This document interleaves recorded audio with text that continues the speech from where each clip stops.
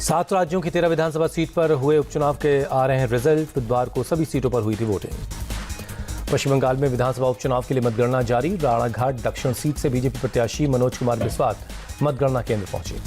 PM Modi का आज मुंबई दौरा। 29,400 करोड़ रुपए की विकास परियोजनाओं की सौगात देंगे। पीएम मोदी शाम 5:30 बजे गोरेगांव के नेस्को प्रदर्शनी केंद्र में पहुंचेंगे। सड़क, रेलवे और बंदरगाह से जुड़ी परियोजनाओं का उद्घाटन और शिलान्यास करेंगे। पीएम मोदी शाम 7 बजे बांद्रा कुर्ला कॉम्प्लेक्स के जी ब्लॉक में आईएनएस सचिवालय का दौरा करेंगे। आईएनएस टावर्स का उद्घाटन करेंगे। महाराष्ट्र के एमएलसी चुनाव में एनडीए के सभी 9 कैंडिडेट जीते। एमबीए मात्र 2 सीट जीत सकी। 11 सीटों पर हुआ था मतदान। मुंबई में उद्धव ठाकरे से मिली सीएम ममता बनर्जी। कहा, खेला शुरू हो गया है।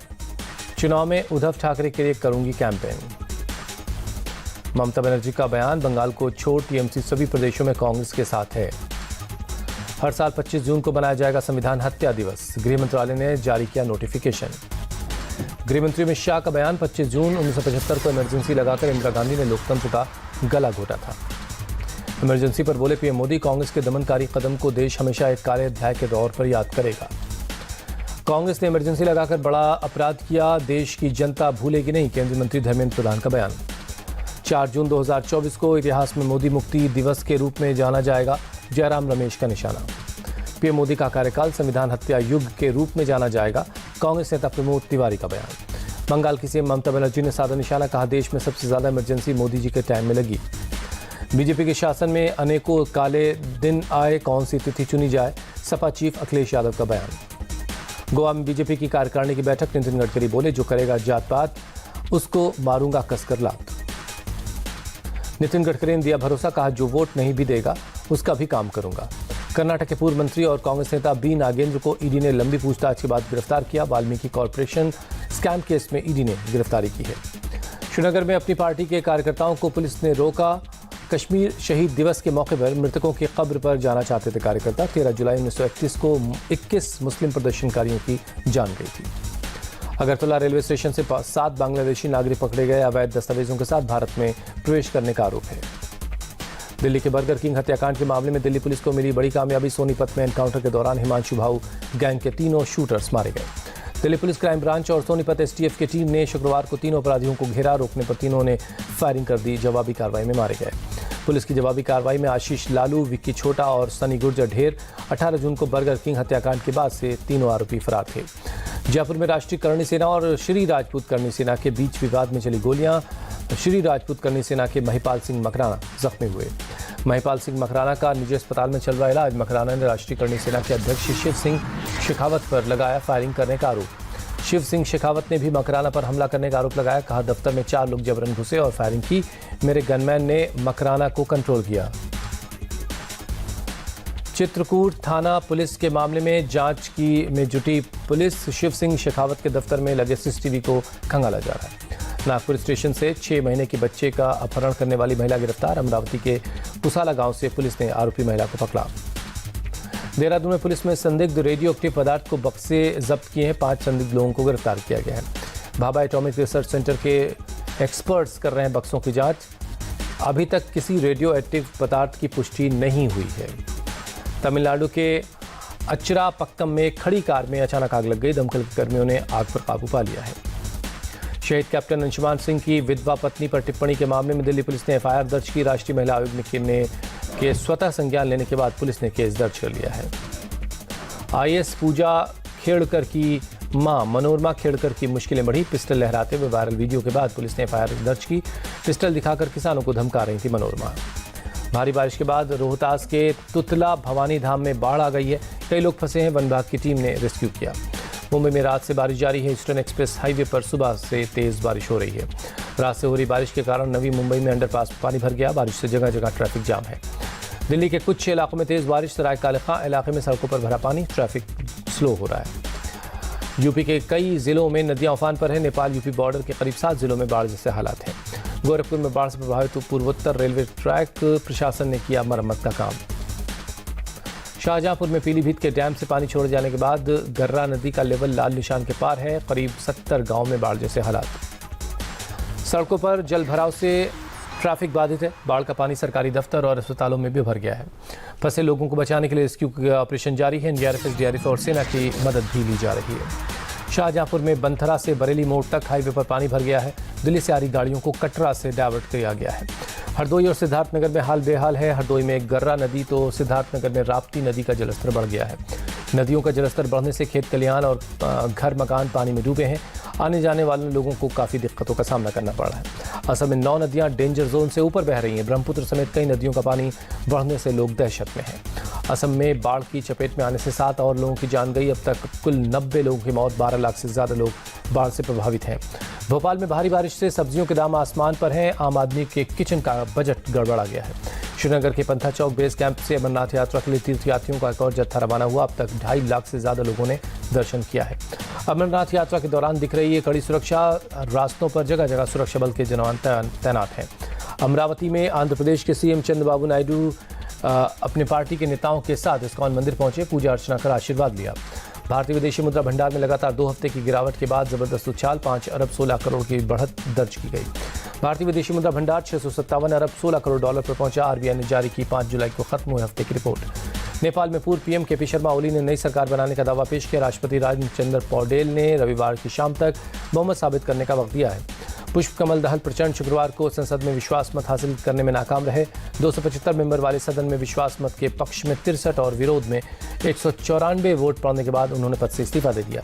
केपी शर्मा की 78 सीट वाली कम्युनिस्ट पार्टी को मिली नेपाली कांग्रेस के 89 सांसदों का समर्थन। नेपाली संसद में बहुमत के लिए 138 वोट की जरूरत है। नेपाल में लैंडस्लाइड से त्रिशूली नदी में बही 2 बसों के बाद रेस्क्यू ऑपरेशन जारी है। बस में सवार कुल 65 यात्रियों की तलाश की जा रही है। रूस की राजधानी मॉस्को के पास एक यात्री विमान हादसे का शिकार हो गया।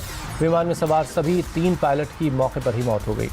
यात्री विमान मरम्मत के बाद मॉस्को लौट रहा था। इंजन फेल होने की वजह से मॉस्को से 90 किलोमीटर दूर कोलमना में क्रैश हो गया। पाकिस्तान के कराची में रह रहे अफगान ने सरकार से की नागरिकता देने की मांग। 3 दशक से ज्यादा कराची में बसा है अफगानी समुदाय। इस्राएली सेना का दक्षिणी लेबनान पर हमला जारी है। सीमावर्ती इलाकों पर की जबरदस्त शेलिंग और हवाई हमले। इसराइल का दावा हिजबुल्लाह के ठिकानों को टारगेट कर रहा है। हिजबुल्लाह ने गाजा में सीज फायर होने तक लड़ाई जारी रखने का ऐलान किया है। गाजा के तेल अल हवा में दिखे तबाही के निशान। इसराइली हमले और बमबारी के बाद हर तरफ इमारतों का मलबा बिखरा पड़ा है। तेल अल हवा में कार्रवाई के बाद वापस लौटी इसराइली सेना। इमारतों के मलबे से अब तक कई शवों को निकाला गया है। गाजा पर इसराइली हमले के बाद विस्थापित फलस्तीनियों को खाने पीने की हो रही बहुत परेशानी।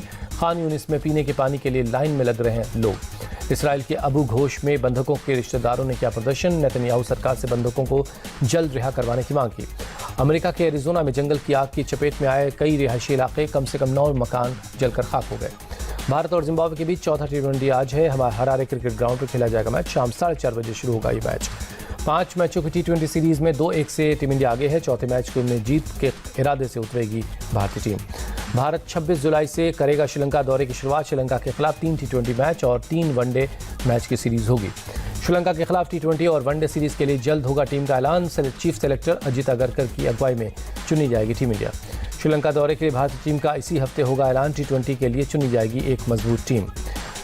टीम इंडिया के कोच ने बीसीसीआई को दी सलाह। साउथ अफ्रीका के तेज गेंदबाज मॉर्ने मॉर्कल को बनाया जाए गेंदबाजी का कोच। बीसीसीआई ने गेंदबाजी कोच को लेकर पहले ही ठुकरा चुका है गौतम गंभीर की सलाह। पहले विनय कुमार को गेंदबाजी कोच बनाने की सलाह दी गई थी। वीवीएस लक्ष्मण का भारत के T20 विश्व कप जीतने पर बयान। कहा रोहित शर्मा और विराट कोहली ने राहुल द्रविड़ को ट्रॉफी सौंपकर जिस अंदाज में जश्न मनाया वो काबिल तारीफ है। विश्व चैंपियनशिप ऑफ लेजेंड्स के फाइनल में पहुंचा भारत। पाकिस्तान चैंपियंस से फाइनल में होगी भिड़ंत। एडवेस्टन में रात 9 बजे शुरू होगा ये मुकाबला। भारत ने ऑस्ट्रेलिया को जीत के लिए 255 रनों का लक्ष्य दिया था। ऑस्ट्रेलिया की टीम 168 रन ही बना पाई। इंग्लैंड ने लॉर्ड्स टेस्ट जीत कर जेम्स एंडरसन को दी शानदार विदाई। पहले टेस्ट में वेस्टइंडीज को पारी और 114 रनों से हराया। इंग्लैंड ने पहली पारी में 371 रन बनाए। वेस्टइंडीज की टीम पहली पारी में 121 और दूसरी पारी में 136 रन बनाकर आउट हो गई। सीरीज में इंग्लैंड 1-0 से आगे है। करियर के आखिरी टेस्ट में जेम्स एंडरसन ने 4 विकेट लिए। अपने टेस्ट करियर में एंडरसन ने 704 विकेट अपने नाम किए हैं। इंग्लैंड के गस एटकिंसन ने डेब्यू टेस्ट में रचा इतिहास। 1934 के बाद पहली बार इंग्लैंड के किसी क्रिकेटर ने डेब्यू टेस्ट के दोनों पारियों में 5 विकेट हासिल किए। एटकिंसन के शानदार प्रदर्शन के लिए मिला उनको प्लेयर ऑफ द मैच का खिताब। एटकिंसन ने पहली पारी में 7 और दूसरी पारी में 5 विकेट लिए। पूर्व दिग्गज क्रिकेटर सचिन तेंदुलकर ने जेम्स एंडरसन के रिटायरमेंट पर किया ट्वीट। सचिन ने लिखा, 22 साल से आप क्रिकेट के फैंस का दिल जीत रहे हैं, आपको गेंदबाजी करते देखना अच्छा लगता था। इंग्लैंड का जीत के बाद विश्व टेस्ट चैंपियनशिप के अंकों में मामूली सुधार। इंग्लैंड 25 अंकों के साथ 9वें स्थान पर पहुंचा। भारत पहला, ऑस्ट्रेलिया और दूसरा और न्यूजीलैंड तीसरे नंबर पर है। विमेंस एशिया कप से पहले भारतीय महिला टीम की कप्तान हरमनप्रीत कौर की हुंकार। कहा, टूर्नामेंट के सभी मैच जीतने पर हमारी नजर। एशिया कप में पाकिस्तान से 19 जुलाई को भारत का मुकाबला। श्रीलंका के दाम्बुला में खेला जाएगा विमेंस एशिया कप। भारत के ग्रुप में पाकिस्तान, यूएई और नेपाल की टीम है। विंबलडन के डिफेंडिंग चैंपियन कार्लोस अल्काराज ने लगातार दूसरी बार फाइनल में बनाई जगह। रूस के दानिल मेदवेदेव को हराया। चेक गणराज्य के बारबोरा क्रेजिकोवा विंबलडन के फाइनल में पहुंची।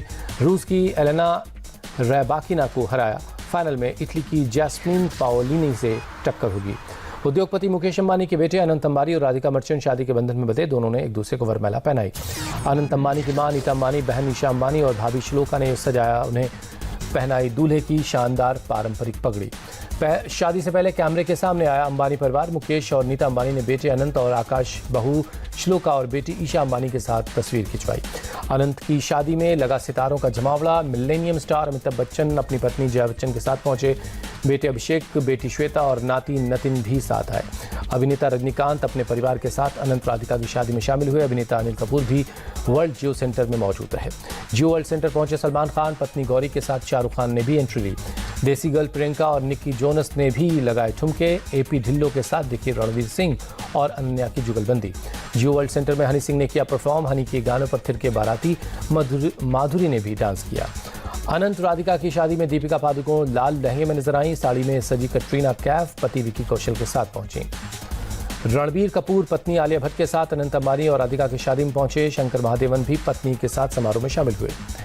जियो वर्ल्ड सेंटर पहुंचे महेंद्र सिंह धोनी, पत्नी साक्षी और बेटी जीवा के साथ दिखे। क्रिकेटर हार्दिक पांड्या भी और ईशान किशन भी शादी में शामिल हुए।